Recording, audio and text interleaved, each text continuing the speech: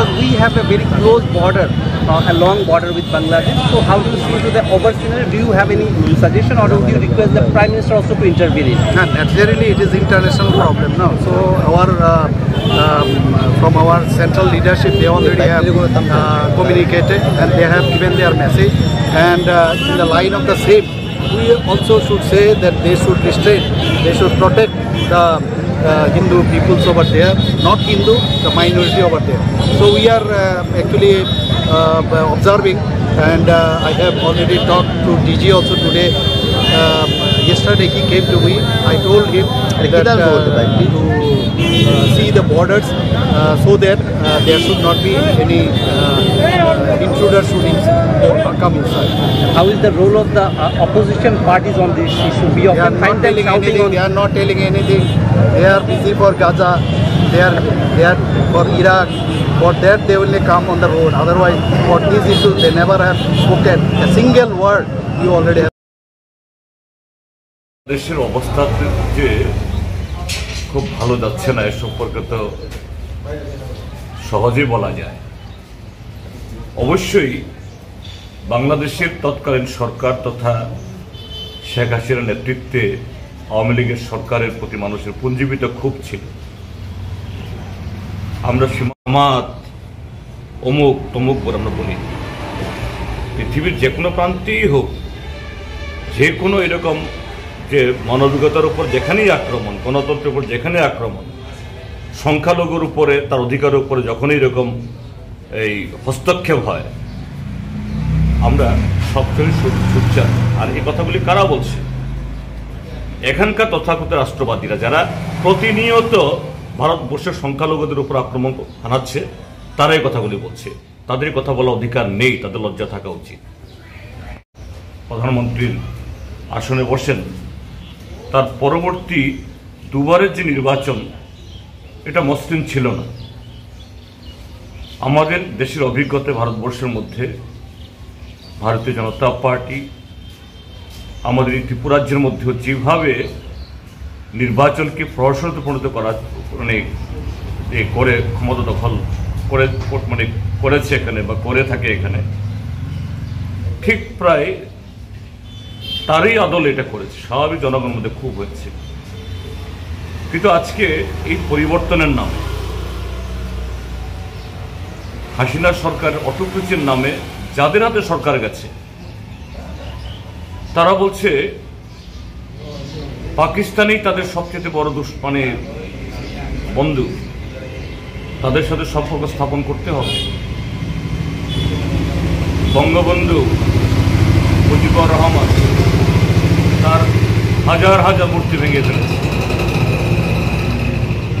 তার ছবি রাখা যাবে না। এবং সংস্কারবাদী ছাত্র আন্দোলন বা রাজনীতির নামে আজকে যা হচ্ছে, এটা আরেক ধরনের স্বৈরাচার।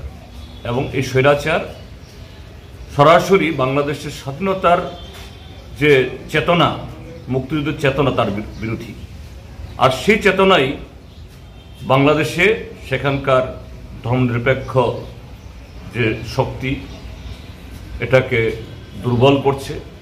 সেখানকার সংখ্যালঘু অংশের মানুষ, হিন্দু ধর্মাবলম্বী, প্রায় প্রতিদিন তাদের উপর আক্রমণ ঘটছে, যা আমাদের দেশের মৌলবাদী যারা, এখানকার যারা তথাগত রাষ্ট্রবাদী, প্রায় এই দুটোর মধ্যে একটা মিল দেখা যাচ্ছে। কাজেই আমাদের দেশের বর্তমান রাজনীতির যেমন আমরা ব্যথিত, শঙ্কিত, এর বিরুদ্ধে ঐক্যবদ্ধ হওয়ার কথা বলছি, একইভাবে আমি সীমান্তের এপারে থেকেও আর একটা দেশের রাজনীতিতে হস্তক্ষেপ করার, নাক গলানোর অধিকার আমার নেই। কিন্তু তারপরেও একজন যে মানবতাবাদী এবং আন্তর্জাতিক বিষয়ে অবশ্যই যে কোনো নাগরিকের, যে কোনো দেশের তার অভিমত ব্যক্ত করার অধিকার সেখানে আছে। আমি সে অধিকার থেকে বলবো, বাংলাদেশে সেখানকার ধর্মনিরপেক্ষ গণতান্ত্রিক শক্তি যে অটোক্রেসি বা স্বৈরাচারকে হটানোর জন্য আরও কট্টর স্বৈরাচারকে বসিয়েছে, তার বিরুদ্ধে সোচ্চার হন। তা না হলে পরে 1971 ইংরেজিতে যে চেতনা নিয়ে বাংলাদেশ গঠিত হয়েছে সে চেতনা ধূলিসাৎ হয়ে যাবে। এই কয়েকদিন ধরে দেখা যাচ্ছে মানে ইসকনের একজন মানে প্রভু মানে চিন্ময়, আমি সেটাই তো বললাম, যখন স্বৈরাচার মাথা চারা দেয়, সাম্প্রদায়িকতা মৌলবাদ যখন কোনো রাষ্ট্র ব্যবস্থার স্টিয়ারিংয়ে বসে, তখন ভারত ও বাংলাদেশ সেখানে সংখ্যালঘুরা আক্রান্ত হবেই, এবং তাই হচ্ছে। আমরা এর নিন্দা জানাচ্ছি।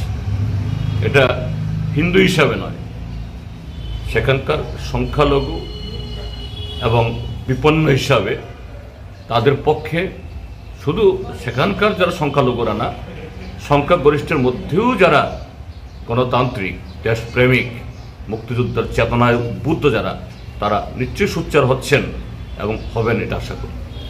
দেশে যে জঘন্যতম এবং অমানবিক একটা সরকারের যে পরিস্থিতি আমরা দেখছি, এটা মানবিকতাকে পর্যন্ত হার মানাচ্ছে। এটা মানবিক মূল্যবোধকে সরাসরি হত্যা করছে।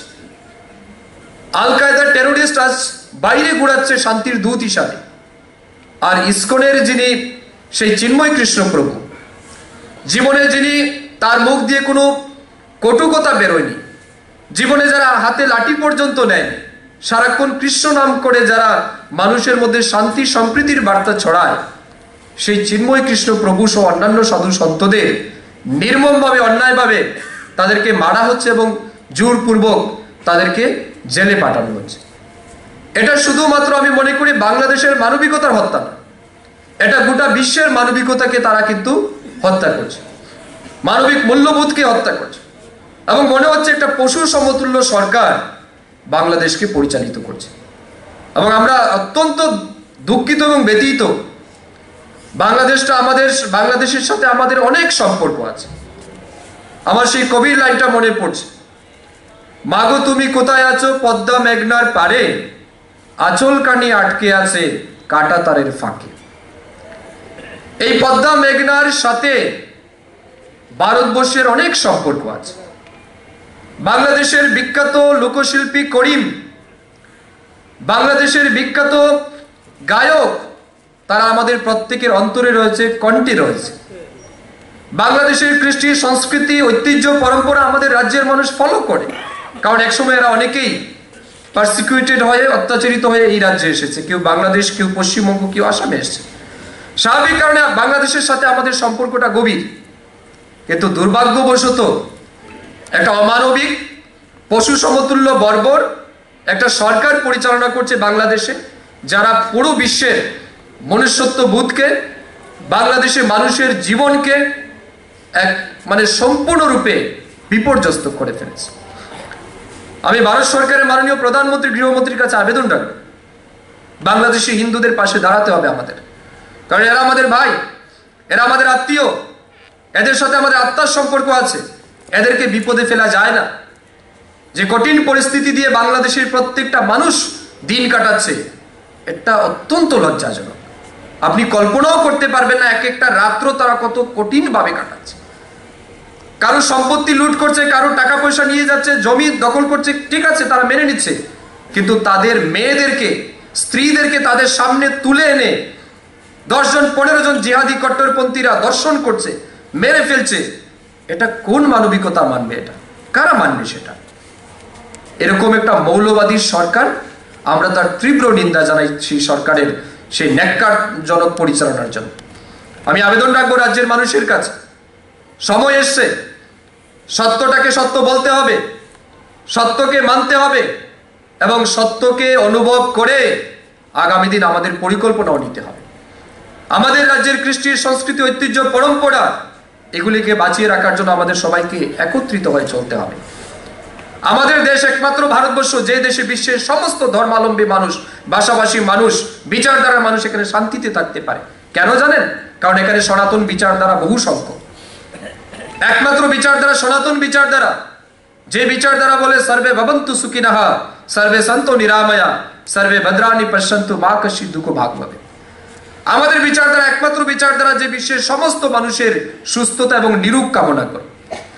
আমাদের বিচারধারা একমাত্র বিচারধারা যে বিচারধারা বিশ্বের সমস্ত মানুষের মঙ্গলময় জীবন কামনা করে। তাই তো আমরা বলি বসুধৈব কুটুম্বকম, এই বিশ্বের সমস্ত মানুষ এক পরিবার, যার কারণে এখানে সমস্ত মানুষ শান্তিতে থাকতে পারে। কিন্তু এই ভারতবর্ষের কৃষ্টি সংস্কৃতিকেও নষ্ট করার জন্য কিছু মৌলবাদী, কিছু জিহাদি তত্ত্ব, লেফট লিবারেল, হিন্দু বিরোধী মানুষ এখানেও আছে।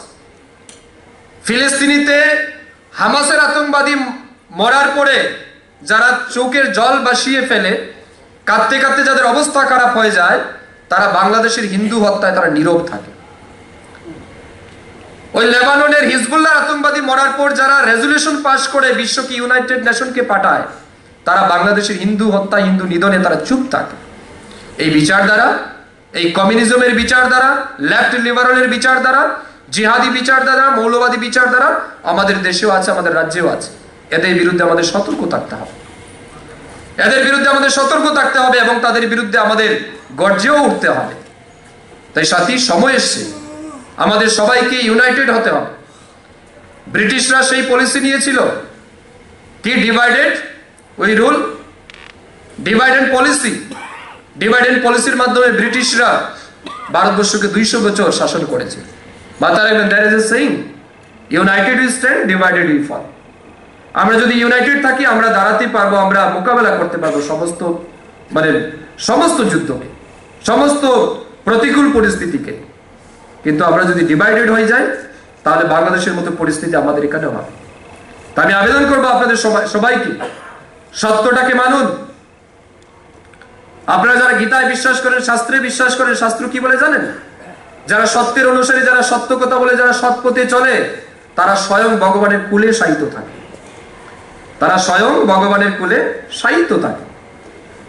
স্বামী বিবেকানন্দ বলেছিলেন, সব কিছুর জন্য, কোনো কিছুর জন্য সত্যকে ত্যাগ করা যায় না, কোনো কিছুর জন্য সত্যকে ত্যাগ করা যায় না, কিন্তু সব কিছুর জন্যই সত্যকে গ্রহণ করতে হয়। সত্যকে কখনো ত্যাগ করা যায় না, সত্য সত্যই থাকে। তাই এই সত্যটাকে মানুন, বাস্তব পরিস্থিতিটাকে অনুভব করুন এবং নিজেদের ঐতিহ্য, কৃষ্টি, সংস্কৃতি, পরম্পরাকে রক্ষার জন্য সবাই একত্রিত হয়ে, ঐক্যবদ্ধ হয়ে আন্দোলন গড়ে তুলুন, আওয়াজ তুলুন। এটাই আপনার আমার দায়িত্ব। বক্তব্য শেষ করার আগে ফিশারি